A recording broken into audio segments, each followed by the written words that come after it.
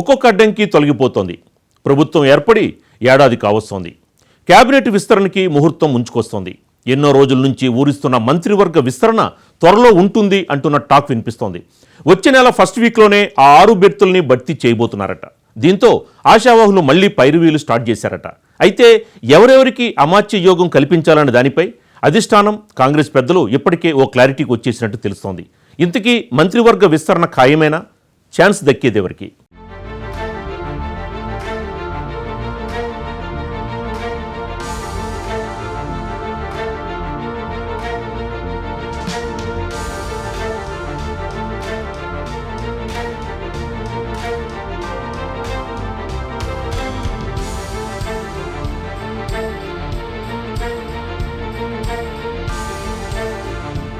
చాలా రోజులుగా వాయిదా పడుతూ వస్తున్న తెలంగాణ కేబినెట్ విస్తరణకు ముహూర్తం ఖరారైనట్టు తెలుస్తోంది. మహారాష్ట్ర, జార్ఖండ్ ఎన్నికలు అయిపోవడంతో మంత్రివర్గ విస్తరణ, కార్పొరేషన్ పదవుల భర్తీ, పార్టీ పదవుల పంపకం ఇలా అన్నింటినీ పూర్తి చేయాలని కాంగ్రెస్ హైకమాండ్ భావిస్తున్నట్లు తెలుస్తోంది. తెలంగాణలో ప్రభుత్వం ఏర్పాటై డిసెంబర్ 9 నాటికి ఏడాది అవుతుంది. అంతలోపే మంత్రివర్గ విస్తరణ చేయాలని భావిస్తోందట అధిష్టానం. ఇన్నాళ్లు జిల్లాలు సామాజిక సమీకరణాలు కుదరకపోవడంతో వాయిదా పడినట్లు హస్తనేతలు చెబుతున్నారు. అమాత్య పదవి ఇవ్వలేని పరిస్థితి ఉంటే ఆశావాహులకు సర్ది చెప్పి భవిష్యత్తులో మంచి అవకాశం ఇస్తామని భరోసా ఇచ్చినట్లు సమాచారం. మంత్రివర్గ విస్తరణ విషయంలో రాష్ట్ర నేతలకే పూర్తి స్వేచ్ఛ ఇవ్వాలని హైకమాండ్ పెద్దలు భావిస్తున్నట్లు తెలుస్తోంది.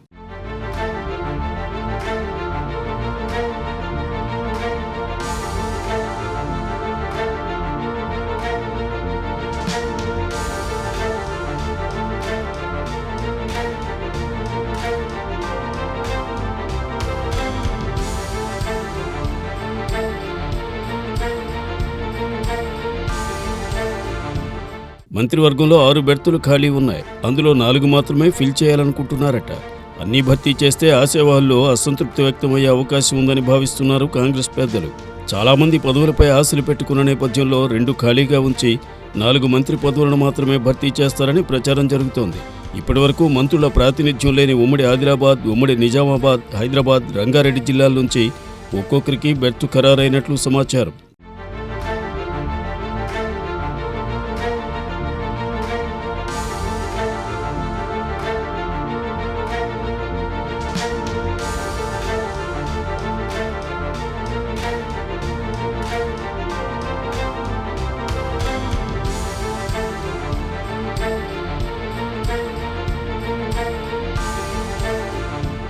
మరోవైపు ఉమ్మడి నల్లగొండ, ఉమ్మడి మెదక్ నుంచి 2కి అవకాశం ఇస్తారట. ఉమ్మడి రంగారెడ్డి జిల్లా నుంచి మల్రెడ్డి రంగారెడ్డి, పరిగి ఎమ్మెల్యే రామ్మోహన్ రెడ్డి పేర్లు అధిష్టానం పరిశీలనలో ఉన్నాయంటున్నారు. ఈ 2లో ఒకరికి మంత్రి పదవి ఖాయమంటున్నారు. ఇక ఉమ్మడి ఆదిలాబాద్ జిల్లాలో ఎమ్మెల్యేలు ప్రేమసాగర్ రావు, గెడ్డం వివేకుల్లో ఒకరికి మంత్రి పదవి దక్కనున్నట్లు తెలుస్తోంది.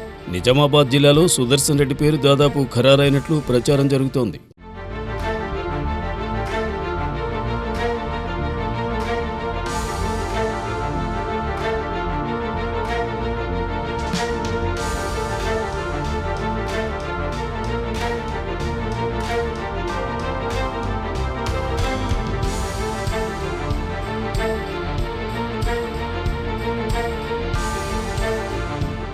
ఉమ్మడి నల్గొండ జిల్లాలో కోమటిరెడ్డి రాజగోపాల్ రెడ్డి, బాలునాయకుల్లో ఒకరికి బెర్తు ఖరారైనట్లు సమాచారం.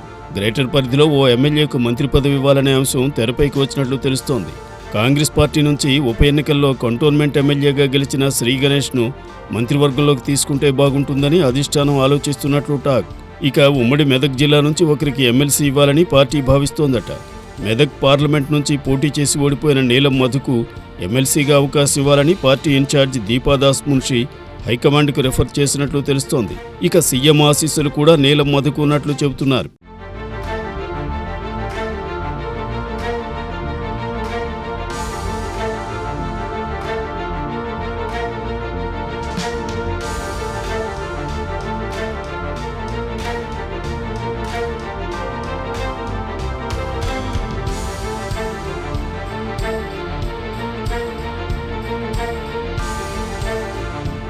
జిల్లా ప్రాతినిధ్యం, సామాజిక సమీకరణాలు, ఈక్వేషన్స్లో నీలం మధుతో పాటు మహబూబ్నగర్ జిల్లాకు చెందిన మరో ముదిరాజ్ సామాజిక వర్గ ఎమ్మెల్యే శ్రీహరి ముదిరాజ్ పేర్లు మంత్రి పదవుల రేసులో వినిపిస్తున్నాయి. ఇక ఉమ్మడి మెదక్ జిల్లా నుంచి మైనంపల్లి రోహిత్రావు పేరు అధిష్టానం పరిశీలనలో ఉన్నట్టు తెలుస్తోంది. మొత్తానికి మంత్రివర్గ విస్తరణ చేసేందుకు రంగం సిద్ధమవుతోంది. ఈ నేపథ్యంలో అమాత్య యోగం దక్కే అదృష్టవంతులెవరనేది కాంగ్రెస్ పార్టీలో ఆసక్తికర చర్చ జరుగుతోంది.